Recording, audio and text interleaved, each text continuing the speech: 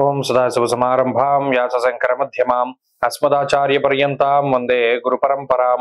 జ్యోతిష్ శాస్త్రాన్ని భావితరాల వారికి ప్రసాదించిన ఋషుల యొక్క పాదపద్మాలకి నమస్కారం చేసుకుంటూ, అలాగే నాకు ఈ జ్యోతిష విద్యను నేర్పిన గురువర్యులు జ్యోతిష బ్రహ్మ కీర్తిశేషులు శ్రీ ఏనంకి సూర్యనారాయణమూర్తి గారు, సూర్యశ్రీ దేవజ్ఞ గారి యొక్క పాదపద్మాలకి నమస్కారం చేసుకుంటూ, ఓం శ్రీ మహాగణాధిపతి నమః, శ్రీ గురుభ్యో నమః, హరి ఓం. వీక్షకులందరికీ నమస్కారం.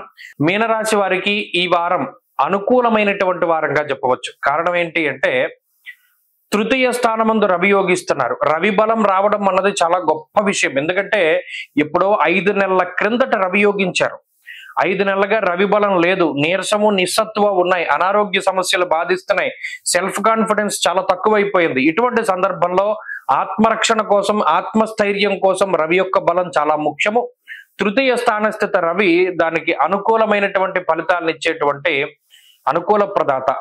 గురుబలం లేదు, సాధారణంగానే తృతీయ స్థానంలో గురుబలం ఉండదు. అర్ధాష్టమ గురుడు కూడా యోగించే స్థితి లేదు. చంద్రబలం ఉన్నది, బుధ బలం ఉన్నది, శుక్రబలం ఉన్నది, రవి బలం ఉన్నది. గత వారంతో పోల్చుకుంటే 4 గ్రహాల తాలూకు అనుకూలతలు మీనరాశికి ఉన్నాయి.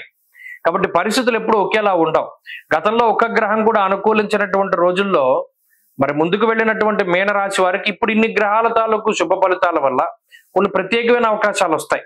అనారోగ్య సమస్యలు తగ్గుతాయి, ఆర్థిక ఇబ్బందులు తగ్గుతాయి, కొంత వెసులుబాటు వస్తుంది, కొంత మంచి జీవనాన్ని సాగించేటువంటి విధంగా ఏదైనా ఒక టైం దొరుకుతుంది. ఇప్పటి వరకు ఏది సమయం దొరక్క ఉక్కిరి బిక్కిరైపోయినటువంటి పరిస్థితుల్లో ఏదైనా ఒక డెసిజన్ తీసుకోవడానికో, ఇదే జీవితంలో ముందుకెళ్ళడానికో కొంత సమయం దొరుకుతుంది.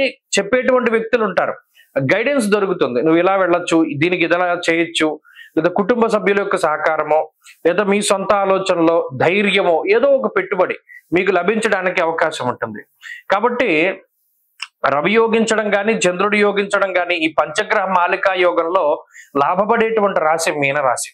కాబట్టి ఈ ప్రభావం వల్ల కొన్ని వారాల పాటు మంచి పరిస్థితులు ఉండబోతూ ఉన్నాయి.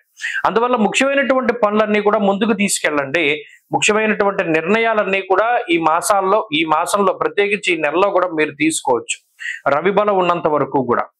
ఇక్కడ రవి తృతీయ స్థానంలో ఆరోగ్యాన్ని, సంతోషాన్ని, ఐశ్వర్యాన్ని, కుటుంబ పరిస్థితుల్లోని ఇబ్బందులను తొలగింపజేసేటువంటి విధంగాను ఫలితాలను ఇవ్వబోతూ ఉన్నారు.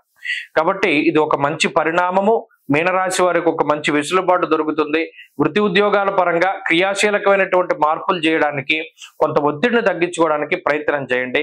క్రమశిక్షణతో జీవనాన్ని గడపడానికి కూడా ఈ గ్రహస్థితి అవకాశాన్ని కల్పిస్తుంది. కాబట్టి చక్కగా ముందుకు వెళ్ళండి. మీనరాశి వారి వారంలో మరింత అనుకూలమైనటువంటి ఫలితాలని సాధించడానికై లక్ష్మీ నృసింహ కరావలంబ స్తోత్రాన్ని అనునిత్యము కూడా పారాయణ చేయడం చెప్పదగినటువంటి సూచన. ఈ వారంలో కలిసి వచ్చేటువంటి రోజు ఆదివారంగా చెప్పవచ్చును. అదృష్ట సంఖ్య 5, అదృష్ట వర్ణము ఎరుపు. స్వస్తి.